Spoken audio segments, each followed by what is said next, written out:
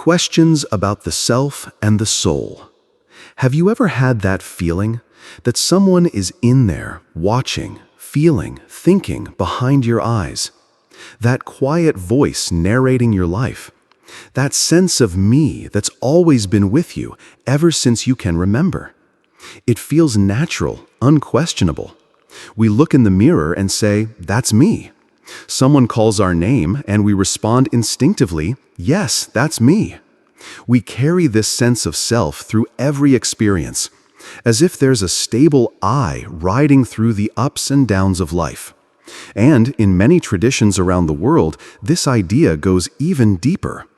They speak of a soul, an eternal, unchanging essence inside us that survives death, travels on, maybe to another world, another life.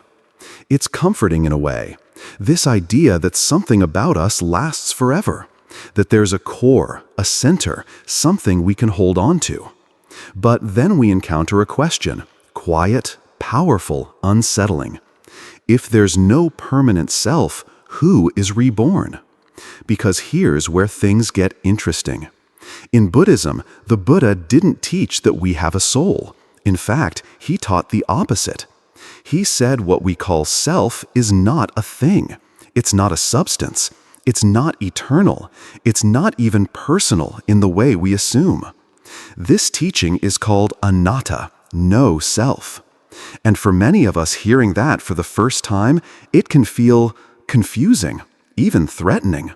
Because if there's no me inside, then who's living this life?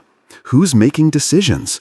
Who loves, laughs, cries, and ultimately dies? And if there's no one in here, then when the body dies, what continues? Is there really such a thing as rebirth if there's no one to be reborn? These questions aren't just intellectual puzzles. They touch something deeply human, our fear of disappearing, our longing for meaning, our instincts to hold on to something we can call ourselves. But the Buddha never asked us to believe blindly. He didn't say, "Here's a new belief to trade for the old one." He invited us to look, to examine honestly and gently the very experience of being alive. And when we do, we start to see something subtle but profound. That what we call the self is more like a habit, a pattern, a mental shorthand we've built over time. It's useful, yes, like a name tag at a gathering, but it doesn't point to something solid behind it. What we're really made of isn't a core identity. We're made of processes, thoughts that rise and fall, emotions that change like weather, perceptions that flicker in and out, a body that grows, decays, and eventually returns to the earth. There's movement, there's experience, but there's no fixed I behind the curtain pulling the strings. And this is the heart of the mystery, because when we see that clearly, when we truly feel that we're not a permanent self, then rebirth no longer needs to be understood as a someone returning. Instead, it becomes something else entirely, a flow, a continuity of causes and conditions, like a wave that arises from the ocean, not separate from it. Not you in the way you thought, but something far more dynamic, far more mysterious. This is what we'll explore together, not just the theory of rebirth, but the deeper truth behind the question. If there is no self, who is reborn? So I invite you, not to accept anything I say, but to listen with curiosity, to feel into the edges of what you assume to be you, and to walk with me, not toward an answer, but toward a kind of seeing that doesn't rely on belief, but on direct, lived understanding. Because that's where real freedom begins. Let's begin. Part 1. What are we made of? So, if I'm not this solid, permanent self that I've always believed myself to be, then what exactly am I? It's one of the most important questions we can ask. And yet, it's a question most of us never stop to consider. We go through life feeling like a consistent me is in control. The same me who was 5 years old, the same me making decisions today, the same me who will grow old and eventually die. But here's the thing. When we start to look more closely, really closely, something surprising happens. We realize we're not as fixed as we think. And this is where the Buddha's teaching opens a door. Rather than telling us what we are, the Buddha invites us to see how we are, how this experience of being human actually unfolds moment to moment. He spoke of what we call a person as being not a thing, but a process, a flowing interaction of different parts working together, like a flame, flickering, shifting, but never static, like a river, always moving, never the same from one second to the next. So, what are these parts? The Buddha described them as the 5 aggregates, or khandas in Pali: rupa, form, the body. This is the physical aspect of you. Your skin, your bones, your eyes and ears, your heartbeat. It's the body that gets hungry, the body that sweats when it's hot, shivers when it's cold, the body that looks different now than it did 10 years ago. Let's pause here for a moment. Have you ever looked at an old photo of yourself and thought, wow, I looked so different back then? It's almost like you're looking at a different person. And in many ways, you are.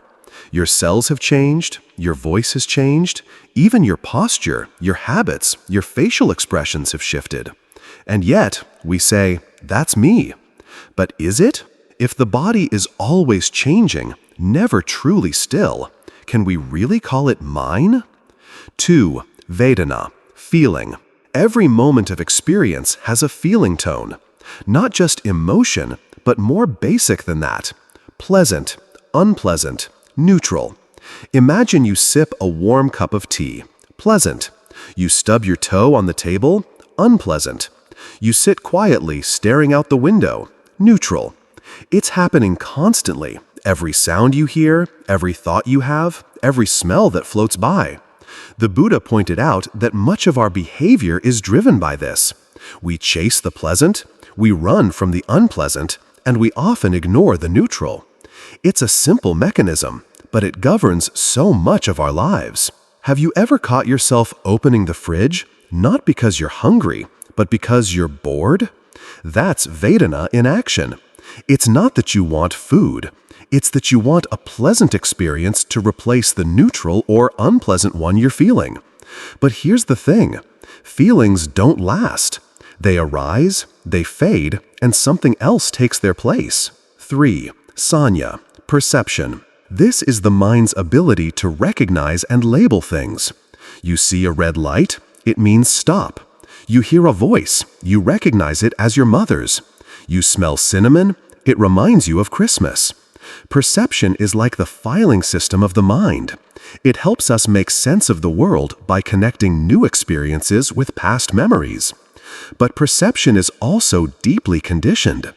2 people can look at the same image and see completely different things. One might see danger, the other might see beauty. And like everything else, it's always in flux. 4. Sankhara, mental formations. This one goes deep. It includes your thoughts, habits, beliefs, biases, and, most importantly, your intentions. Every time you react to something with anger, with love, with fear, with patience, you're forming a groove in your mind. It's like water carving a path through stone. Keep reacting the same way and it becomes automatic. Keep acting with awareness and you create a new pathway. This is the realm of karma, not as punishment or reward, but simply cause and effect. What you plant, you grow. What you repeat, you become. And yet, none of it is fixed. Sankhara is plastic, trainable. You can observe your patterns and reshape them. That's what makes mindfulness so powerful. It gives us the space to see, this is my habit, and the freedom to say, I don't have to follow it this time. 5. Vijnana, consciousness. This is the awareness behind it all, not a thing, but a knowing. It's what allows you to experience form, feeling, perception, and thought. You're not the smell of rain, you're the knowing of the smell. You're not the bird song, you're the awareness that the bird is singing. But here's the twist. Consciousness isn't a singular thing that stays the same. It arises with each experience. Seeing consciousness, hearing consciousness, thinking consciousness. Each one is conditioned by what's happening in that moment. Just like a reflection appears only when light meets a surface, consciousness arises when conditions meet. There's no little self sitting behind your eyes pulling levers. There's just awareness, dancing with the moment. So, what does this all mean? It means that what we call me is actually a bundle of processes, changing, moving, interdependent. We are not a thing. We are a flowing system. And yet, we cling. We say, this body is mine. This feeling defines me. This habit is who I am. This perception must be true. This awareness must be me. But the Buddha invites us to pause. He asks, what if none of these are you? What if they're just passing patterns in the field of experience? Just like clouds in the sky. They appear, they change, they dissolve. And here's the freedom. If we are not fixed, we are not trapped. If we are not solid, we are not stuck. We don't have to hold on so tightly to who we think we are. We can begin to soften, to witness, to flow. And from that space, something profound begins to open. Not the search for a permanent identity, but the quiet, liberating realization that we are already more than a thing. We are life in motion. And when we stop trying to pin it down, we begin to truly live. Part 2. Why does rebirth happen?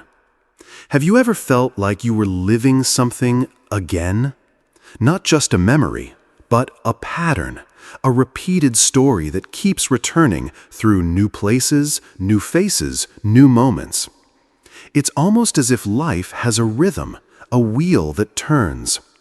In Buddhism, this isn't just poetic. It's called samsara, the endless cycle of birth, aging, death, and rebirth. But here's the deeper question. Why does rebirth happen at all? What is it that keeps this cycle going? The Buddha's answer is both simple and profound. It comes down to one thing, tanha, a word that means craving or thirst. Now, let's be clear. This isn't just about wanting a slice of cake or a new pair of shoes. Craving runs much deeper. It's the existential grip we have on life itself. It's that voice that says, I must be someone. I need to matter. I have to escape this discomfort. I can't let go. It's not always loud. Sometimes it whispers quietly in the background of every decision. It's the reason we check our phones again and again, not because we're curious, but because we're restless. It's the force behind every moment we cling to pleasure, push away pain, or reach for a future we believe will finally make us whole. And when craving is met with intention, something powerful happens. That's where karma comes in. In today's world, the word karma often gets misunderstood. People toss it around casually, oh, karma will get him, as if it's some cosmic punishment system. But in the Buddha's teaching, karma isn't punishment. It isn't fate, and it's not some scoreboard in the sky. Karma simply means intentional action, what you do with body, speech, and mind, guided by your intentions. When you act from love, from fear, from generosity, from anger, you plant seeds. Some sprout quickly, some lie dormant for years, but none of them vanish. Each seed shapes your inner world. Have you noticed how a single act of kindness can soften your entire day? Or how one outburst of anger can leave a residue for hours? These aren't coincidences. They're patterns of mind, conditioning the next moment. And this doesn't stop at death. You see, in Buddhism, rebirth doesn't require a soul to continue. There's no spirit jumping from one life to the next. What continues is momentum, a continuity of craving, a stream of conditioned energy carried by karma. Imagine lighting one candle from another. The flame moves, but no physical part of the original candle travels over. It's not something that moves. It's the process, the transfer of energy, of conditions. Or picture this. You speak a word. The word disappears instantly, but the echo continues. The sound moves through the air, shaped by its source, but no part of you is in that echo. Rebirth works in much the same way. It's like a river. There's no single drop that stays the same. And yet, there's flow, there's movement, there's continuity. Not because of identity, but because of causes and conditions. What we call a person is really this river of habits, tendencies, memories, emotions, actions. When the body dies, that river doesn't just vanish. Its flow continues, guided by the shape of the stream it followed before. Not someone being reborn, but the conditions that give rise to experience finding new expression. So why do we return? Because we haven't yet let go. As long as there is craving, tanha, the process keeps unfolding. It's like spinning a wheel. You push once and it turns. Unless something stops it, it will keep turning on its own. Rebirth is not assigned to you. It's generated from you. And that brings us to something important, responsibility. If your life is shaped by karma, and karma is shaped by intention, then each moment matters. Each thought, each word, each choice. This is both empowering and humbling, because it means you're not a victim of destiny. You're not doomed to repeat the past forever, but you're also not off the hook. You are part of the wheel turning, and you are capable of influencing its direction. Here's the good news. You can slow the wheel. You can even stop it. The Buddha didn't teach rebirth just to explain suffering. He taught it to help us transcend it. Because if we understand how the wheel turns, we can learn how to step off. How? By weakening the craving, by transforming intention, by acting not from grasping or fear, but from presence and clarity. Every moment of mindfulness is a moment you're not feeding the cycle. Every act of compassion is a seed that leads toward peace. So ask yourself, what am I craving right now? What seeds am I planting today? What habits am I feeding with my thoughts, my speech, my actions? Because the future isn't waiting for you. It's being formed right now within you. And when we really understand that, rebirth becomes less of a mystery and more of an invitation to live deliberately, to see clearly, to choose freedom over and over again. Not someday, but now. Part 3. How rebirth really works. The process. So far, we've explored the question of self and seen that we're not a fixed identity, but a dynamic flow of body, feeling, perception, thought, and awareness. We've asked, why does rebirth happen? And we've seen that craving, tanha, along with karma, our intentional actions, are what keep the wheel of life turning. But now comes a deeper question. How exactly does this process of rebirth work? I mean, if there's no soul, no little self traveling from body to body, then what continues? And how does one life actually give rise to another? This might sound abstract, but the Buddha gave clear answers, deeply insightful, yet grounded in observable truth. Let's take a closer look. It all begins with karma. But not karma as superstition, not karma as punishment or cosmic revenge. Karma, in its original meaning, simply refers to intentional action. And more specifically, the intention behind the action. In Pali, that word is cetana.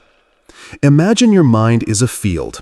Every time you think a thought, speak a word, take an action with intention, you're planting a seed. These seeds don't always grow right away. Some take years. Some ripen only under certain conditions. Some lie buried for lifetimes. But they stay. And when the right conditions arise, they bear fruit.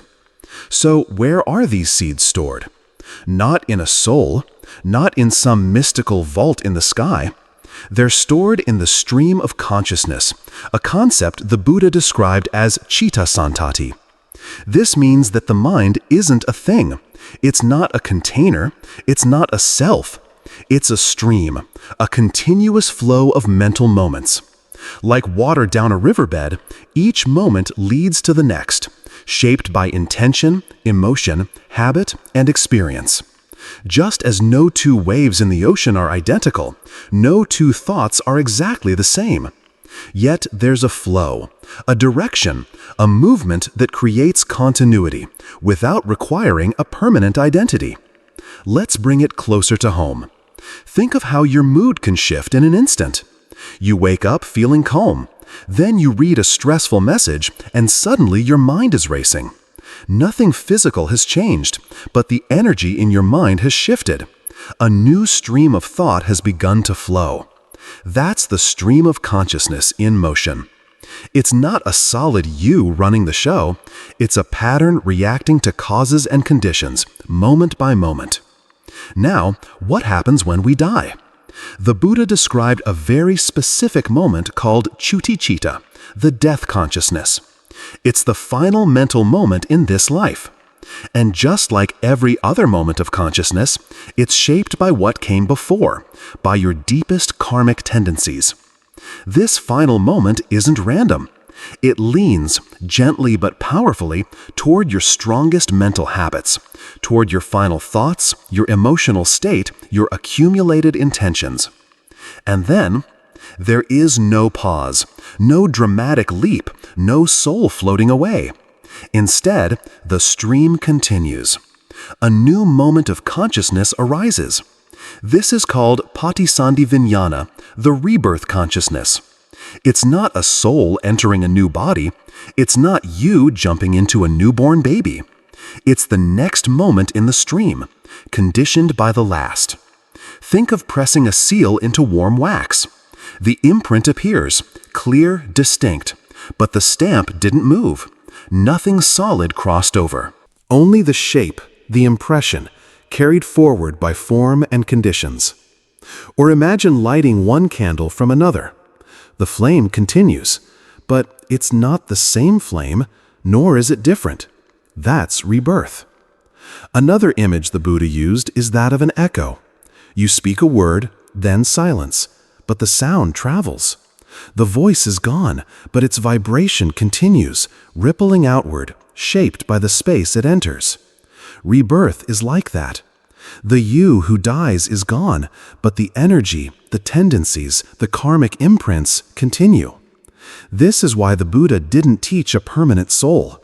He taught a process, a stream of causes and effects moving through time like a wave, not because of magic, but because the conditions for continuation are still present. So, who is reborn? No one, and yet nothing is lost. There is no unchanging self that carries over, but there is continuity. A process continues, a flame, a wave, a stream. Not a thing, but a movement. And this movement is shaped not by divine judgment, not by luck or fate, but by our own intentions. That is both the weight and the freedom of being human. Why is this so important to understand? Because when we realize that rebirth isn't controlled by a god and doesn't require a soul, we also realize we are not trapped. Rebirth isn't a sentence, it's a pattern. And if it's a pattern, it can be observed, it can be altered, it can even be stopped.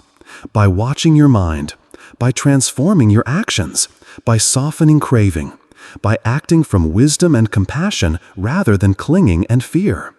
Let's bring it back to right now. Rebirth isn't something far away. It's not just about what happens when you die. Rebirth is already happening in this moment.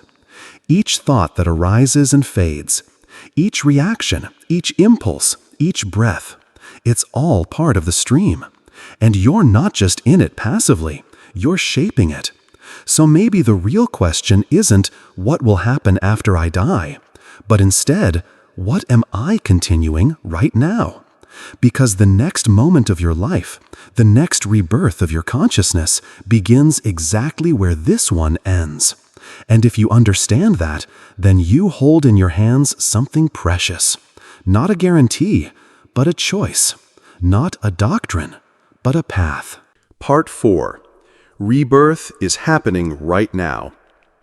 When we hear the word rebirth, we often think of something distant, another life, another time, something that happens after death. But what if I told you, rebirth is already happening, right now, in this very moment, inside your mind, inside your heart, inside your breath. This isn't just poetic metaphor. It's one of the most profound insights in Buddhist psychology. Because the Buddha didn't teach that rebirth is only about what happens after you die. He taught that rebirth is something we're living through, moment by moment, whether we realize it or not. Let's explore how. There's a concept in Pali called Khanika Marana, which means momentary death.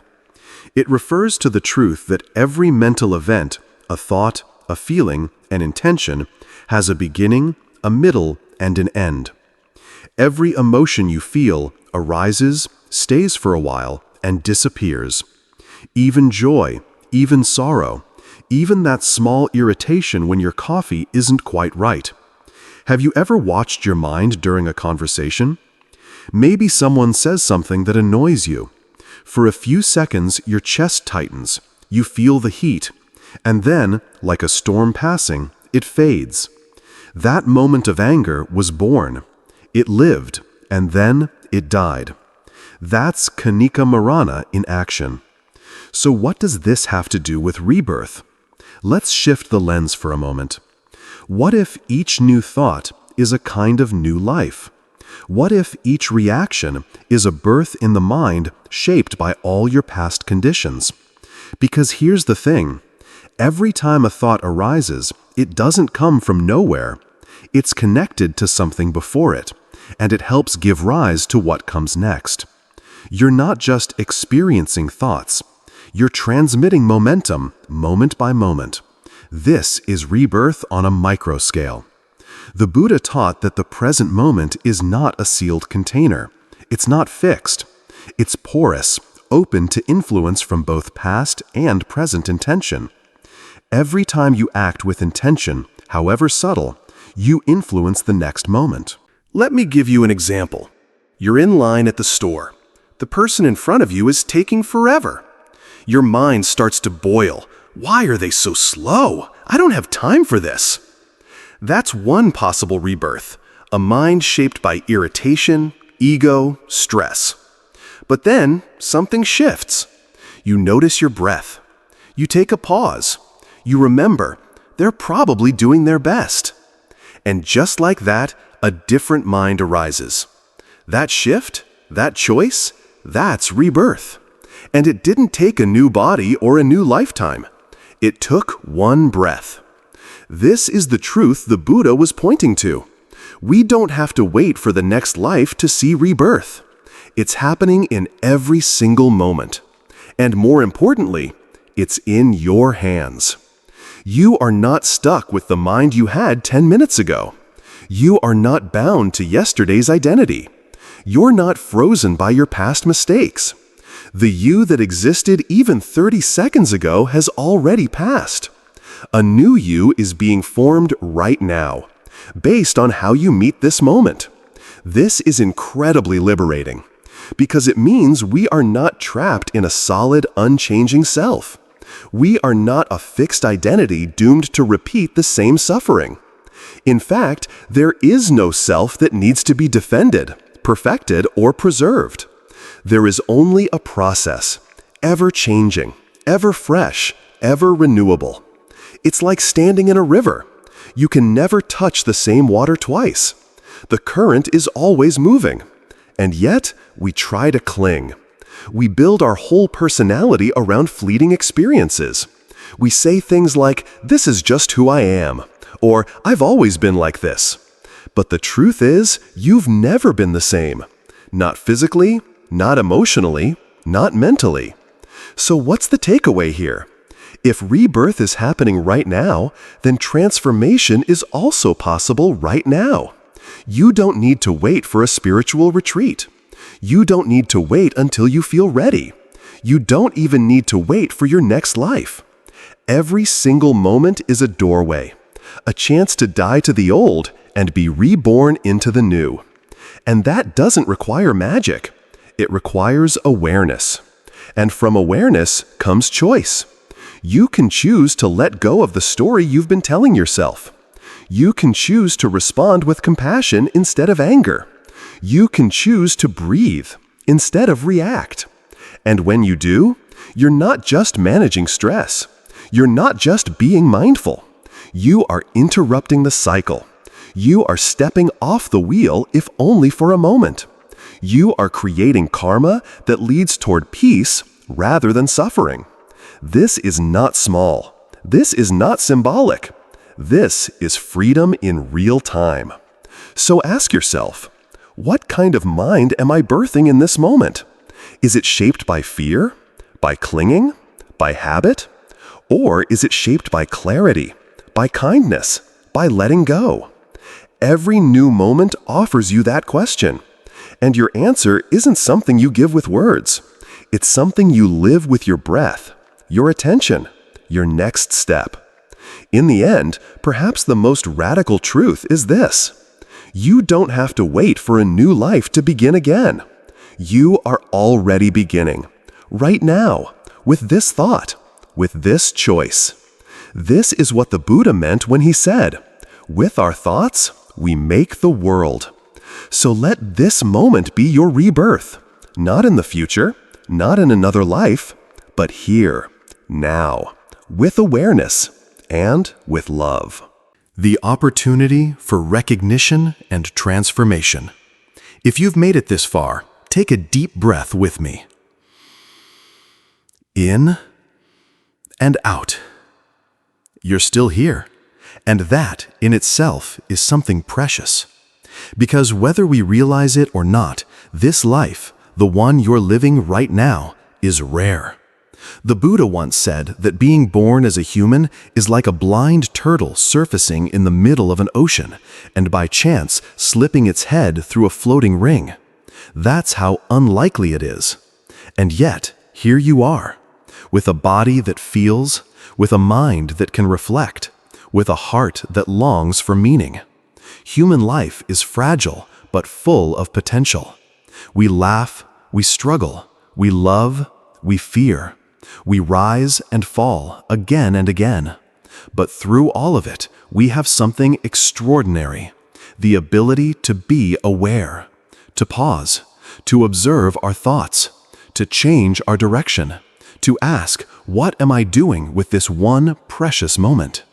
Not many beings in this universe can do that. And this is why the Buddha pointed to this human life not as an escape from suffering, but as a rare opportunity to understand it and go beyond it. And that's what practice is about. Not performing rituals, not adopting a new identity, not striving to be perfect, but simply learning to see that all things are changing, to see that nothing can be possessed or held forever, to see that what we usually call me is just a bundle of habits, feelings, thoughts, and reactions, always moving, never still. And from that seeing comes space. Space to breathe.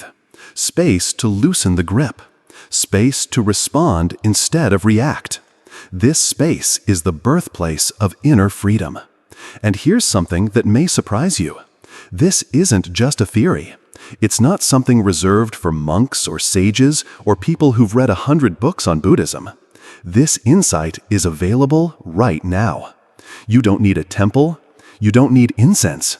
You don't need to fix yourself before you begin. All you need is a willingness to look. And what you'll discover is that truth isn't somewhere far away. It's here, in this breath, in this very moment, in the way your thoughts rise and fall, in the way your body feels warm or tired or alive, in the stillness between sounds. That's where the Dharma lives, not in the clouds, not in ancient scrolls, but in you. When we truly see impermanence, something shifts. We stop clinging so tightly to what can't stay. We stop needing everything to go our way. We start trusting that even in discomfort, there's space for peace. And when we begin to understand not self, anatta, we stop carrying the weight of the story. We soften our identity. We become more flexible, more compassionate, more free. Because we see, there's no fixed me that has to defend itself all the time. There's just this unfolding experience, passing like clouds across a vast open sky. And in that recognition, something tender arises. Gratitude. Not because life is perfect, not because we're finally enlightened, but because we realize we don't have to wait to be free. We don't have to wait to be at peace. We can begin gently, humbly, right now. With this breath, with this choice, with this one step on the path. So what now? Maybe you just sit for a minute after this video ends. Let your mind settle. Notice your surroundings. Feel your feet on the ground. Or maybe you reflect. What have I been clinging to lately? What story about myself am I ready to loosen? Where might I soften instead of tighten? And if any part of this video touched something in you, a curiosity, a calmness, a quiet sense of possibility, honor that. That's not nothing. That's you awakening. This path is not about becoming someone new. It's about remembering who you've always been beneath the noise. It's about living more clearly, more kindly, more openly, and doing it moment by moment. You don't need to change the whole world. Start with your next breath. And from there, watch how the world around you slowly begins to shift too. Thank you for sharing this space with me. If this journey spoke to something in you, consider liking this video or sharing it with someone who may need it. And if you'd like to walk this path a little further with us, feel free to subscribe and join our growing community of mindful seekers. But more than anything else, take what you've heard and live it. Not perfectly, just sincerely, just one breath at a time. Until next time, be well, be free, and keep waking up.